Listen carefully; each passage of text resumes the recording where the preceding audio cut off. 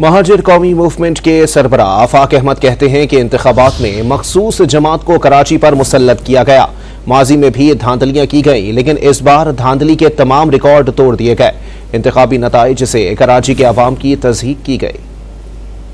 का मैंडेट हमेशा से चोरी होता रहा और इस शहर के इस बल्क वोट को हमेशा वफाक की लगामें हिलाने के लिए इस्तेमाल किया जाता रहा है और आज भी उसी मकसद के लिए एक मखसूस जमात को जो उनके ताबे हो, जो उनकी गुलामी कर सके, ये इक़दाम किया गया जिनको आसानी के साथ हैंडल किया जा सकता हो।